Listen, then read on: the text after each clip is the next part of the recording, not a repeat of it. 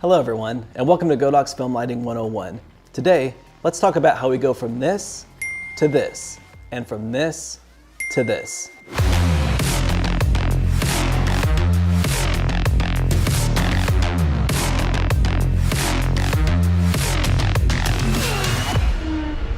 Filming outside on a bright sunny day can be pretty challenging. That afternoon sun is high in the sky, casting hard light and harsh shadows. A lot of times, your subject is either underexposed or overexposed, depending on the direction you're shooting. Let's take a look at two different lighting setups and how we're able to use the sunlight as our tool. First off, choose your angle.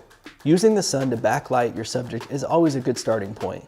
Placing the sunlight behind your subject helps give them dimension and also pulls your subject away from the background. Next, you'll want to find a nice background that has plenty of contrast to your subject. We are shooting in the middle of winter, so most of the environment was a tan color. Not so good for separating the subject from the background. To help add contrast between the two, I chose to set up the subject in front of some green plants. The sun is backlighting these plants as well, which gives them plenty of texture. Now that we've established our angle, let's set up our scene. When shooting in sunlight, you want to try to wrap the sunlight around the same side of your subject. This allows the light to look motivated and realistic.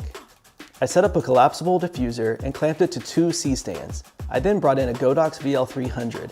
The VL300 at 100% power is actually brighter than the sun. It can be powered by two V-mount batteries, which is exactly what we needed since we didn't have access to a power source. Shining the bright VL300 through the collapsible diffuser illuminates the subject with soft, natural-looking light.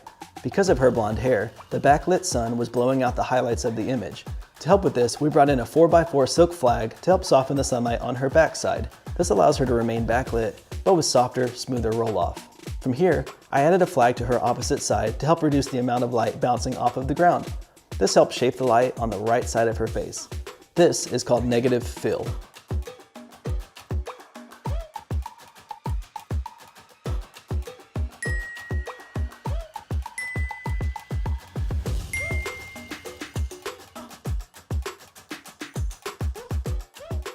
Now let's look at another setup, this time using the sun as our front key light. Once again, pick a background with good contrast in relation to your subject. Here, I chose the blue from the water and the sky. Shooting with hard direct sun as your key light will completely blow out your subject and will not give you a very flattering result. Plus, the bright light can be pretty tough on the talent. To help with this, we placed a 4x4 silk flag to diffuse the hard light. This greatly reduces the brightness of the sun and softens the overall light falling onto her face. From here, I added a VL300 as the back light.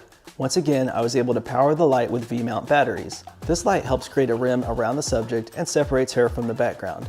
I placed the light on the same side as the key light as if we were wrapping the sun around this side of the subject. The last step is once again adding a flag to the opposite side of the subject to create a negative fill, which adds a touch of shape to the subject's face.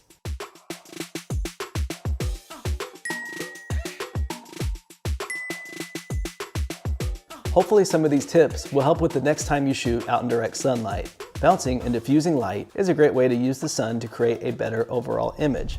Thank you for tuning in to this episode of Godox Film Lighting 101. We'll see you next time. Until then, happy filmmaking.